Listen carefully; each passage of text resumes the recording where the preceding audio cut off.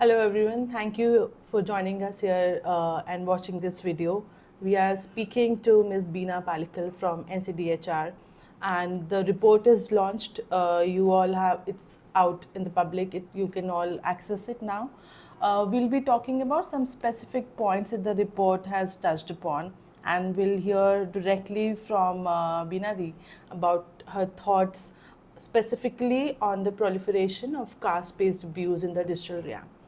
Binani, thank you for joining us and thank you for being a very strong voice in this space. We've been working together for very long and you've been a guiding force in this for all of us. Now that the report is out, I wanted to specifically ask you that when elections are near, it has been observed and seen that the proliferation of caste-based abuse increases and the attacks on social media increases. So what do you think about that? Why does it happen? I mean, it's not that it's just happening at that time, it's happening throughout, but there are certain moments of national, events of national importance when it increases. Why do you think that happens? Yeah, I think that we have to remember that during elections, everybody's spirits are so high. Everybody, wants to prove who their leader is. Every political party wants to ensure that, they're getting all the attention, all the public view. And so is the same with the public as well. Public is on high, alert. Everybody wants to give their support to different political parties, different candidates who they believe in, irrespective of what the ideology is, right? But during this time, we have to remember that what happens online is actually a reflection of what is happening on the ground. So it's not like a cut out somewhere else, another world. This world is just what is happening on the ground. And what is happening on the ground, that there is this tug of war between ideologies, where somebody is supporting a certain political party with a certain ideology and another is supporting, and then there is always this conflict between these two different ideologies.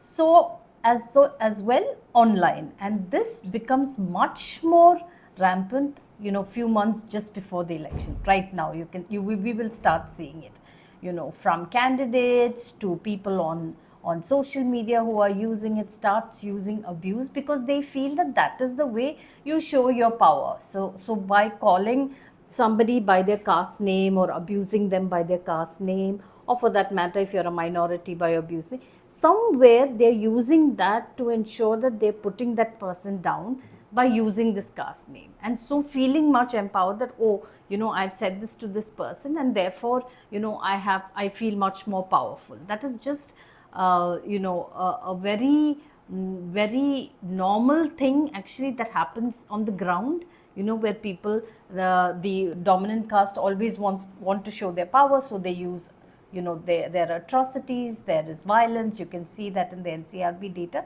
Similarly, they're using online spaces to do the same thing. So it's a combination of the excitement of elections and a combination of औकात दिखाएंगे आप कहाँ पे, तो जो ज़मीनी स्तर पर हो रहा है वही ऑनलाइन स्पेस पे भी हो रहा है.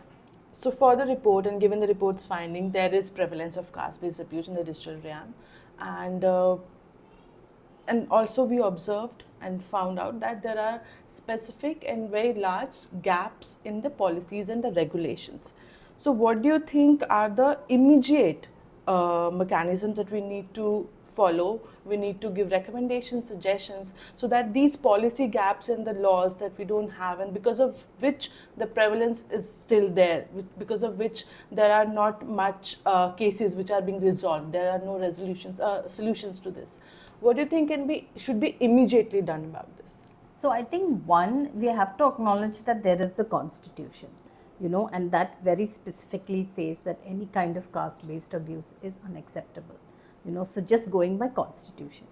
But then I think the election commission should come up with a list of things that you can't completely a no, which should also include, and very strictly should include caste-based discrimination or caste-based abuse or hate speech based on caste, and several other, they can have several other parameters as well.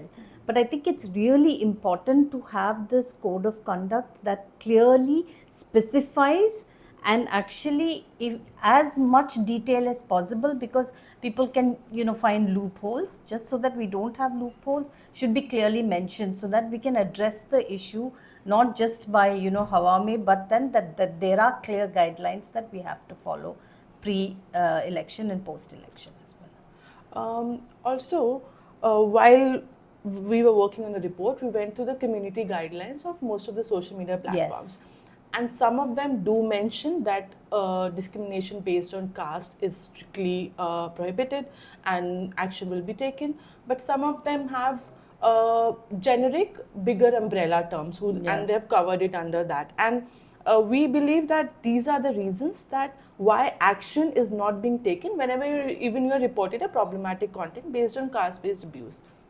So, what do you think the tech platforms are missing out here? Because when we speak, and we have worked on earlier campaigns where we worked on these extensive list of caste-based slurs, but you and I also know that these lists cannot just, we make it today and it's not that only these words are being used.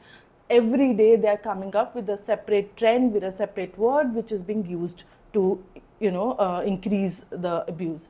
So, where do you think the tech is missing out? Where are they missing out the specific work which needs to be done so that people who are facing such sort of violence can get a solution to their abuse? Yeah, I think you remember, Arnika, that we worked earlier with Twitter and now X, which has a policy that specifically identifies caste, Yeah. and many other social platforms don't have that, because they just say we are against all forms of discrimination. But the point is that in this region, if we don't specifically mention caste, that will never be taken into account, that will never. And so we cannot let the tech companies go off easily. They cannot shirk their responsibility and say that, oh, this has happened and so it's not my responsibility. I think we have to go more than the community guidelines. There have to be specific guidelines to this region, or to, if you're operating in a big country like India, where there are different religions, where there are different castes, it has to specifically mention that we do not tolerate any kind of abuse or discrimination based on caste or based on work and descent, so that we can clearly hold them accountable. What happens is, if these guidelines don't mention, then they get let off so easily. And I think that is one of the recommendations that had come out of this report as well. And what do we do about these emerging trends every day? So what do you think? How should we bridge this gap of tech platforms, knowing that this also, because here when you're talking about India and the nuances of caste-based abuse, it's vast. Every day there is a new word, and if you look at that word separately, it's not derogatory. Yes. But in context, it is derogatory. It has a Yes. history and it has a Yes. background to it. Yes. And most of the times, the big tech is missing out on that because they Yes. don't know. Then they're not working on contextual content moderation, if I may say that. Well, how do you think we can, keep up and keep them updated? One is that work with organizations like Social Media Matters and others who have, worked on this for a long time, and identify and work with groups from these specific identities, so that, we did this, if you remember, with Twitter as well. We made a list of, what, but then, like you say, it keeps changing. So there has to be some context and some way that the algorithms can identify this kind of abuse in whatever form, as soon as it is, because like you say, some words as it is may not be abusive, but if you put it together with a caste or subcaste, then it becomes abusive, right? So how do they identify? I think one of the things also is that they need to be in touch with or employ, or people from the community who can understand also this kind of abuse, specifically if you're working in this context of South Asia and India. Mm-hmm. And you rightly mentioned that what's happening on the ground, that is what reflects on the online scenarios. I wanted to ask you that, are there any sort of personal observations or insights that where you've seen that the online caste-based abuse has a real-world impact, because it does affect your standing, it does affect your mental health, and how you're operating. So, has there been any sort of personal observation? Yes, we have a lot of examples, where they threaten abuse, where they threaten rape, of Dalit women online, and people have, it has affected them mentally, and so they've got off social media for some time. We have so many of those examples.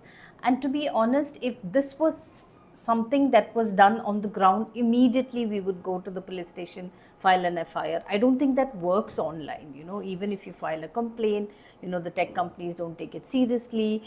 Police are not yet so open to filing complaints. So many, we have seen this, where specifically targeting Dalit women on sexual abuse, rape, and telling them, and not only rape but also abusing them by the caste name, and then using rape as a tool to threaten them and to shut them up. We have seen this many times, and that's why I'm saying that it's a clear reflection of what is happening on the ground, because on the ground, that is the first thing that they will do. If there is if there is an issue between communities of dominant and Dalit, this is what they'll target one of the girls. In many cases of rape and sexual violence, we've seen that they've just been targeted because they had some khunness, or they were against that family, or they they had some kind of ongoing conflict with that family, and so they use rape as a weapon, right? The same thing they're doing on online media as well. So we've seen many cases where people have got off social media because of that mental stress as a result of this kind of abuse. And what do you think? Did these people report the content and they did not get a feedback or response to it? Did that I've had many of them telling me that they have filed so many complaints, but nothing has happened. This is a very recurring thing that you find and that you see. I guess many people think that online abuse is not so grave as offline, so it's not so important. But I think that's why we have to hold the tech companies accountable, because you can't just say that, okay, we just let it go. They have to take action. They have to, there has to be, that's why there has to be clear guidelines as to, in such cases, what can be done, specifically if it is caste-based abuse. I want to ask a very straight question, Beena, because you've been working in this space for a very, very long time. You think during your work tenure, have you ever had a conversation, or you think you've had enough conversations with the tech platforms when we're talking about caste-based abuse? Do you think they've had chats with you about what needs to be done? Because you very rightly said they need to work on the ground, they need to know the realities so that the solutions are something that are effective.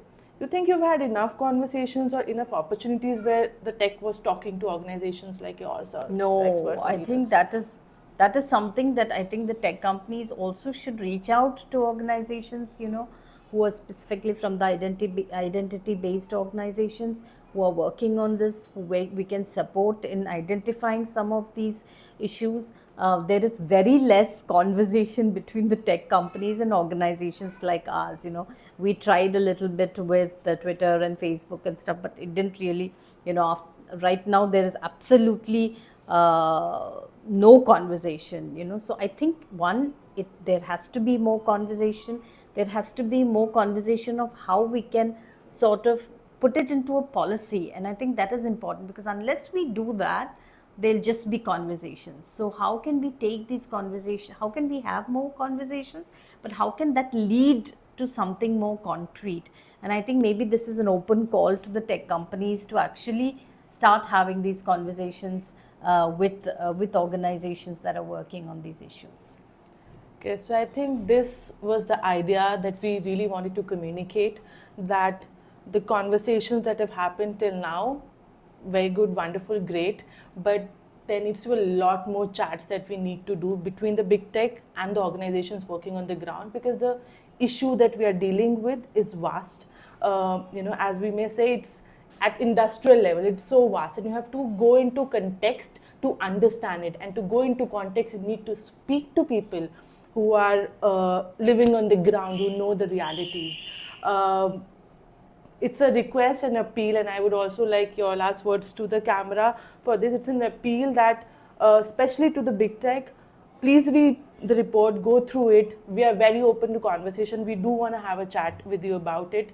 This issue is growing. It's having very bad negative effects on the users who you boast about. So please read the report, read through it, and Mia, just your last words to the tech and to people who are possibly living in these dangers of the caste-based abuse, or to the big tech people of policy who are listening to you.